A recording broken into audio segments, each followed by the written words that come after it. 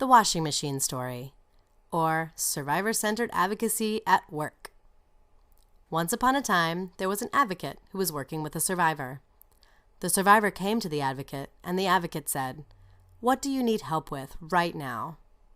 The survivor thought about it for a second and said, "I really need a washing machine." The advocate, in her advocacy ways, validated that washing machines are important and useful, and having your own is very convenient. Then she paused and asked the same question again, hoping that maybe the survivor would answer with something else that the advocate typically offers. "So, what do you need help with right now?" The survivor answered, "It would really help me out if I had a washing machine." Then the advocate thought, "Well, maybe we can talk about this." She asked, "Is there a way you can get money to get a washing machine? Have you asked anyone you know or your family for help?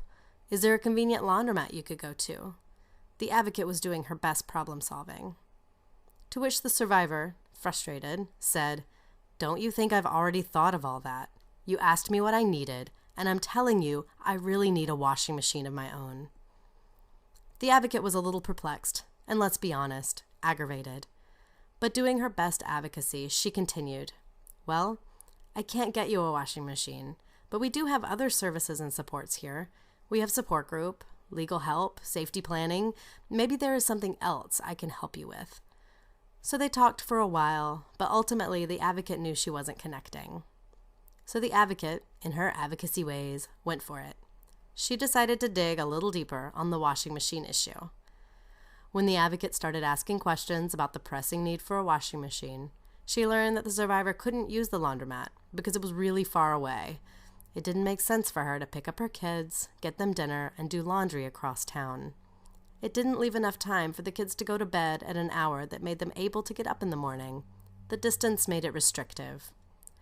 When the advocate asked if she knew anyone close by who has a washing machine, the survivor replied, "The only people around here are my abuser's people. I can't ask them for help."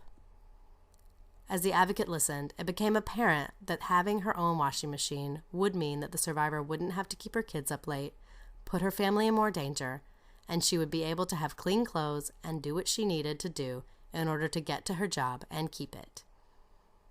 Everything really hinged around her having a washing machine. Having a washing machine actually solved her problems around money, kids, and being safe. Upon hearing this, the advocate went to her supervisor.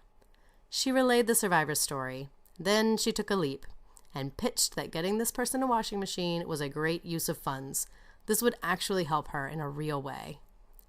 The supervisor was impressed and convinced.